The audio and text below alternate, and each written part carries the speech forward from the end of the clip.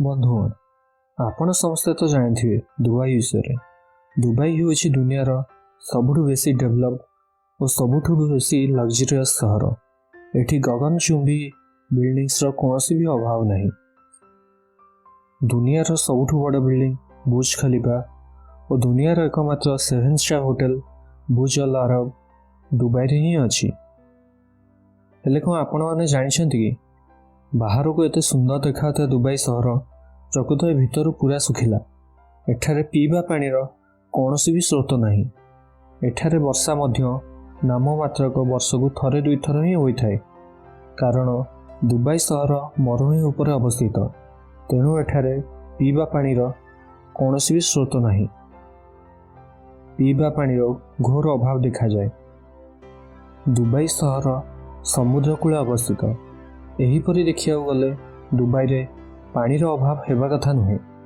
हेले आपण माने तो जानिथिबे कि समुद्र पानी हेउछि लुणिया, आ यह पीवा उपयोगी तो आदौ नुहे।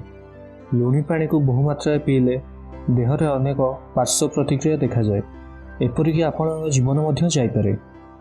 एबे आपण मनरे प्रश्न आसुथिबो कि दुबई तार पीवा पानी पई कौन करे, तार पीवा पानी जोगाण को से किपरि आपूर्ति करे। प्रकृत बंधुगण दुबई रे बहुत बड़ बड़ डिसालिनेशन प्लांट लगी, जार काम होची समुद्र लुणी पानी को नहीं ताको पीवा उपयोगी पानी रे परिणत करिवे।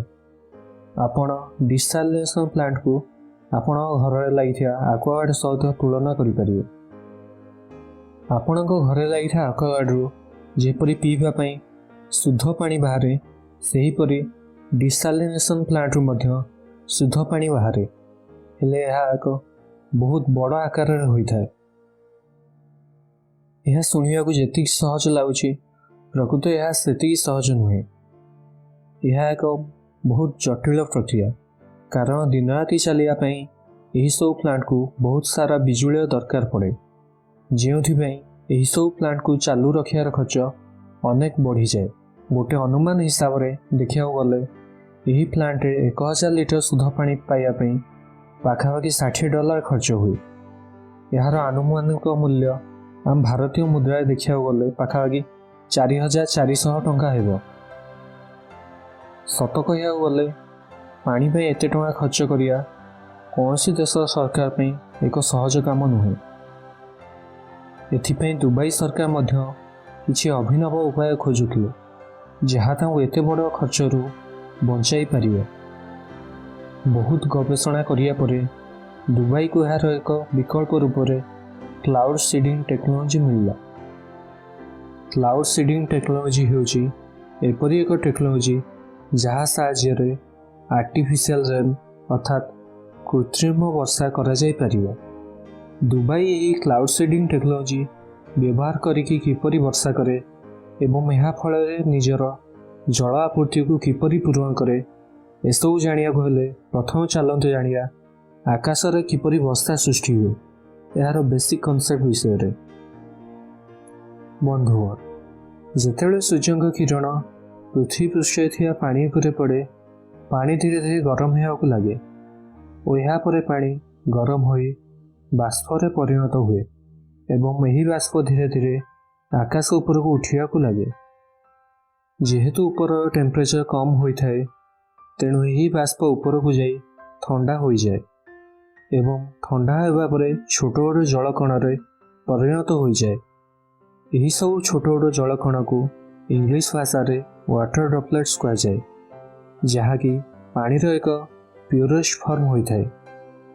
यही सब पानीर कण एकाठी होइकी बादल रूप नहीं जाती एवं यह बहुत हल्का होइथियारु आकाश रे भासी बुलंती।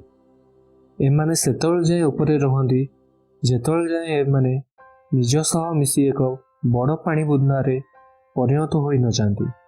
जेहेतु वाटर ड्रॉपलेट्स पानीर प्योरेस्ट फॉर्म होता है, तेणु एमाने निज सह सहजरे मिसंती नहीं, किंतु जेतेबेले एही ड्रॉपलेट्स सह धुआं किंबा धूलीर कण संस्पर्श रे आसंती सेतेबेले एमाने आउ प्योरेस्ट फॉर्म होई रहंती नहीं।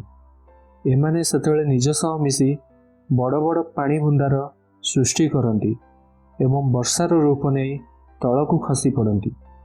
ବନ୍ଧୁଗଣ, ଏହା ଥିଲା ପ୍ରାକୃତିକ ରୂପରେ ବର୍ଷା ହେବାର ବେସିକ୍ କନସେପ୍ଟ।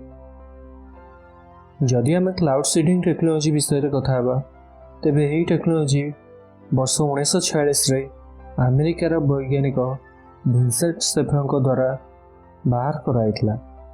ବେସିକାଲି ଦେଖିବାକୁ ଗଲେ ଏହା ହେଉଛି ଏପରି ଏକ ଟେକ୍ନିକ୍ ଯାହା ବାଦଲରେ ଥିବା ଛୋଟ ଛୋଟ ୱାଟର ଡ୍ରପଲେଟ୍ସ ଅଥବା ପାଣି କଣକୁ ନିଜ ଭିତରେ ଯୋଡ଼ି ହୋଇ ବଡ଼ ପାଣି ବୁନ୍ଦାରେ ପରିଣତ ହେବାକୁ ସାହାଯ୍ୟ କରେ। ଆଉ ଆପଣମାନେ ତ ଏବେ ଦେଖିଲେ କି କିପରି ବର୍ଷା ସୃଷ୍ଟି ହୁଏ। ଏହିସବୁ ପାଣି ବୁନ୍ଦା ଭାରି ହୋଇ ତଳକୁ ଖସି ପଡ଼ନ୍ତି ଏବଂ ଏହା ବର୍ଷାର ରୂପ ନେଇଥାଏ ଓ ଏହିପରି ଭାବରେ କ୍ଲାଉଡ୍ ସିଡିଂ ଟେକ୍ନୋଲୋଜି ମାଧ୍ୟମରେ ବର୍ଷା ହୋଇଥାଏ। ପ୍ରକୃତରେ ଦେଖିବାକୁ ଗଲେ ଏହି ପ୍ରକ୍ରିୟାରେ ସିଲଭର ଆୟୋଡାଇଡ୍ ନାମକ ଏକ ରାସାୟନିକ କମ୍ପାଉଣ୍ଡକୁ ଏରୋପ୍ଲେନ୍ ସାହାଯ୍ୟରେ ବାଦଲ ଉପରେ ସ୍ପ୍ରେ କରାଯାଏ। ଏହା ଫଳରେ ବାଦଲରେ ଥିବା ଛୋଟ ଛୋଟ ୱାଟର ଡ୍ରପଲେଟ୍ସ ଅଥବା ପାଣି କଣ ସବୁ ନିଜ ନିଜ ଭିତରେ ଯୋଡ଼ି ହେବାକୁ ଲାଗନ୍ତି ଏବଂ ଏହା ଯୋଡ଼ି ହୋଇ ବଡ଼ ପାଣି ବୁନ୍ଦାରେ ପରିଣତ ହୁଅନ୍ତି ଓ ଏହା ବର୍ଷାର ରୂପ ନେଇଥାଏ।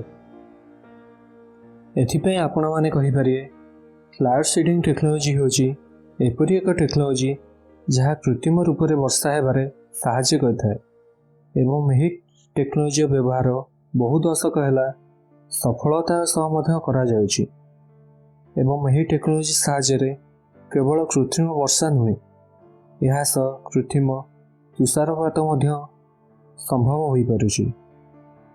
ତେବେ ଚାଲନ୍ତୁ ବନ୍ଧୁଗଣ, ଆମେ ଜାଣିବା ଦୁବାଇ ତା'ର ପାନୀୟ ନିଅଣ୍ଟକୁ ମେଣ୍ଟାଇବା ପାଇଁ କିପରି କ୍ଲାଉଡ୍ ସିଡିଂ ଟେକ୍ନୋଲୋଜିର ବ୍ୟବହାର କରୁଛି। ଦୁବାଇର ସରକାର ହଜାର ପାହାଡ଼ରେ ହଟା ନାଁରେ ଗୋଟିଏ ଡ୍ୟାମ୍ ତିଆରି କରିଛନ୍ତି।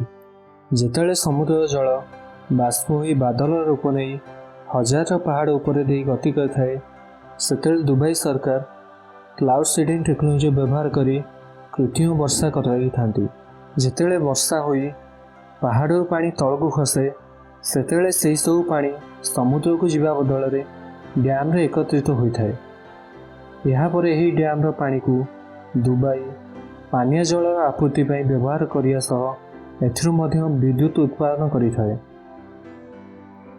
ଯେଉଁଠି ଦୁବାଇକୁ ଡିସାଲିନେସନ୍ ପ୍ରକ୍ରିୟାରେ 1000 ଲିଟର ଶୁଦ୍ଧ ପାନୀୟ ଜଳ ପାଇବା ପାଇଁ 4400 ଟଙ୍କା ଖର୍ଚ୍ଚ କରିବାକୁ ପଡ଼ୁଥିଲା। ସେଠି କ୍ଲାଉଡ୍ ସିଡିଂ ଟେକ୍ନୋଲୋଜିର ବ୍ୟବହାର କରିବା ପରେ ଦୁବାଇକୁ 1000 ଲିଟର ବିଶୁଦ୍ଧ ଜଳ ପାଇବା ପାଇଁ ମାତ୍ର 70ରୁ 75 ଟଙ୍କା ଖର୍ଚ୍ଚ କରିବାକୁ ପଡ଼ୁଛି। ବନ୍ଧୁଗଣ, ଏହିପରି ଭାବରେ ଦୁବାଇ ଆଧୁନିକ ଟେକ୍ନୋଲୋଜିର ବ୍ୟବହାର କରି ଏହାର ପାନୀୟ ଜଳର ଆपूର୍ତ୍ତିକୁ ପୂରଣ କରିପାରୁଛି। ବନ୍ଧୁଗଣ, ଭିଡ଼ିଓଟିକୁ ଶେଷ ପର୍ଯ୍ୟନ୍ତ ଦେଖିଥିବାରୁ ଆପଣଙ୍କୁ ବହୁତ ବହୁତ ଧନ୍ୟବାଦ। ଏହି ଭିଡ଼ିଓଟିକୁ ଲାଇକ୍ କରିବା ସହ ଆପଣଙ୍କ ସାଙ୍ଗମାନଙ୍କ ସହ ସେୟାର କରନ୍ତୁ ଏବଂ ଚ୍ୟାନେଲଟିକୁ ସବସ୍କ୍ରାଇବ୍ କରିବାକୁ ଭୁଲନ୍ତୁ ନାହିଁ। ଧନ୍ୟବାଦ।